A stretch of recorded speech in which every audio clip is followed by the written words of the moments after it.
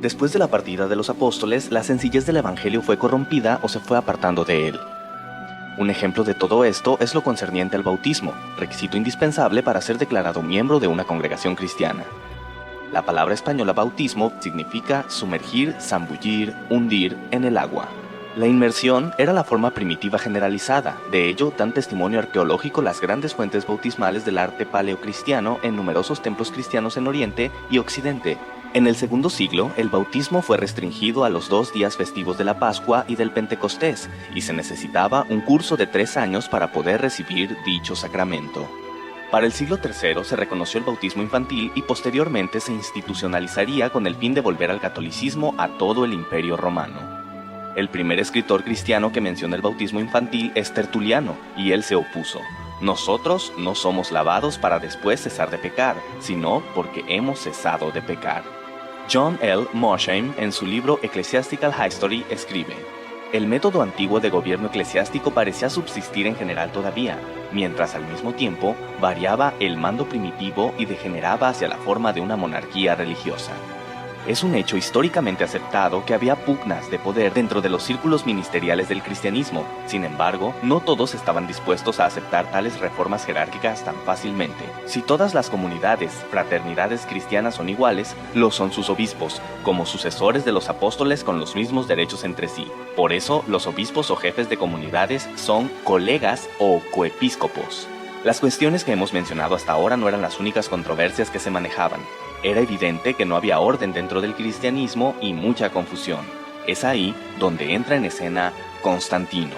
Nació en Naissus el 27 de febrero de 272 y a pesar de que los romanos habían perseguido ferozmente a los cristianos durante muchos años, Constantino se convirtió en su defensor, supuestamente tras haber tenido una visión en la que vio una cruz en el cielo y un sueño posterior en el que se le ordenó añadir un nuevo símbolo a su estandarte en 312 después de Cristo. Cabe hacer hincapié en que se hizo simpatizante del cristianismo, mas no se bautizó.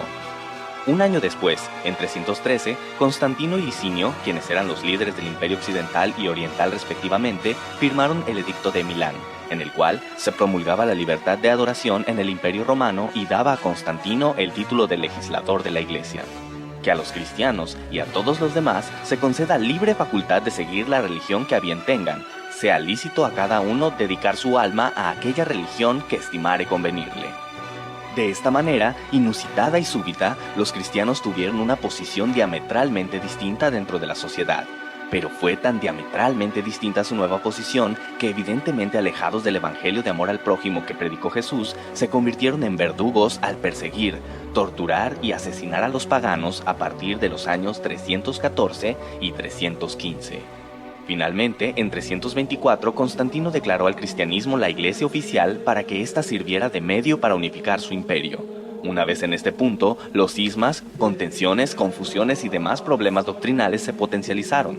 Temiendo que estos conflictos volvieran a dividir al imperio, Constantino convocó al llamado Concilio de Nicea, donde se pretendía llegar a un acuerdo sobre temas hasta hoy tan controversiales como la naturaleza de Dios y su relación con el Hijo y el Espíritu Santo. Había diversas facciones que proclamaban opiniones al respecto, y el emperador Constantino, aunque no entendía los detalles de las discusiones de teología griega, notó que el grupo de Atanasio no cedería, y sería complicado mantener el orden del imperio. Por esta razón, y aconsejado por Ocio, decidió en favor de Atanasio, proclamando que Jesús era consustancial con el Padre. Con esta fórmula como base, se compuso el credo niceno en el que se resumía la doctrina cristiana, porque así como la verdad cristiana nos compele a reconocer a cada una de estas personas de ser en sí misma Dios y Señor, así también la Iglesia Católica nos prohíbe decir que hay 3 dioses o 3 señores. Todos los que no estuvieron de acuerdo fueron excomulgados. De esta manera, queda de manifiesto que la decisión sobre quién era Dios fue tomada por un hombre que no solamente no era sacerdote, sino que ni siquiera pertenecía a la comunidad cristiana porque no había querido ser bautizado. Como Pontífex Máximo, poseía el monopolio de la legislación en asuntos de iglesia. Al organizarse la iglesia en patriarcados y diócesis durante el Concilio de Nicea, se les otorgó el mismo rango a las sedes patriarcales de Roma, Alejandría, Antioquía y Jerusalén, cuyos titulares recibieron el nombre de arzobispos. El Concilio de Nicea había logrado confederar al cristianismo y vemos cómo construyeron un credo con el objetivo de poner fin a las reiteradas y enconadas disputas doctrinales.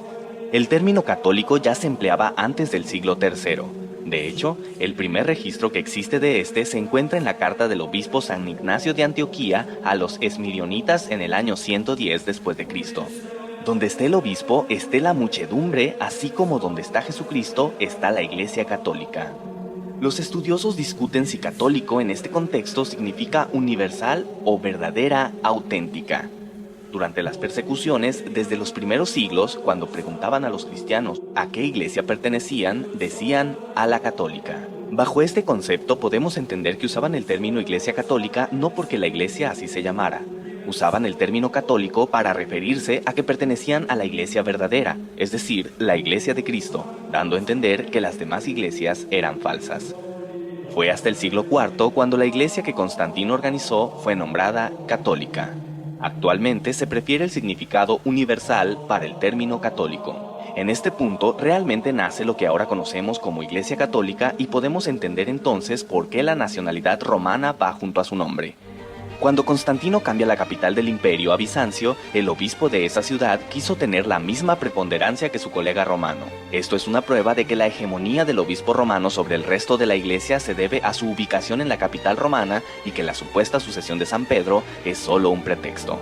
En el Cuarto Concilio Ecuménico celebrado en Calcedonia en el año 451, se reconoció a Constantinopla el mismo primado que a Roma. En este concilio ecuménico, el obispo de Constantinopla pasó a recibir el título de Patriarca Ecuménico. El obispo de Roma, León I, se opone a estas medidas y además decide resaltar su primacía adoptando el título de Pontifex Máximo que el entonces emperador romano, Flavio Graciano, había dejado de usar. Este deseo de primacía absoluta por parte de Roma conducirá, entre otros motivos, a que en 1054 se produzca el cisma de Oriente y Occidente, es decir, la división del cristianismo entre la Iglesia Católica Apostólica Romana y la Iglesia Católica Ortodoxa, que cuenta con 300 millones de miembros en todo el mundo. Pero Constantino no se enteraría de estos pleitos, pues moriría el 22 de mayo del año 337. Antes de morir, decidió que era el momento de bautizarse, y lo hizo en su lecho de muerte. Curiosamente, su bautismo fue oficiado por uno de los obispos que estuvo en contra del credo de Nicea, Eusebio de Nicomedia.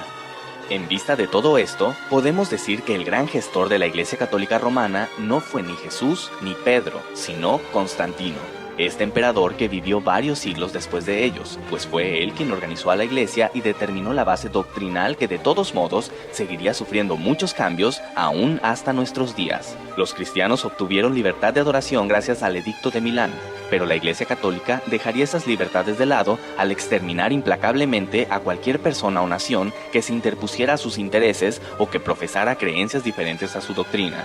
Y finalmente llega el momento de responder a la primera pregunta que planteamos. ¿Por qué el cristianismo está dividido?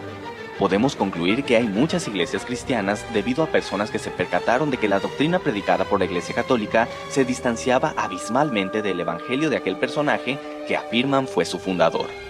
Tal vez el tiempo ha empañado la historia temprana de la Iglesia Católica, pero finalmente la historia siempre nos dará una idea de nuestras raíces, y nuestras raíces siempre serán una indicación de quiénes somos en realidad.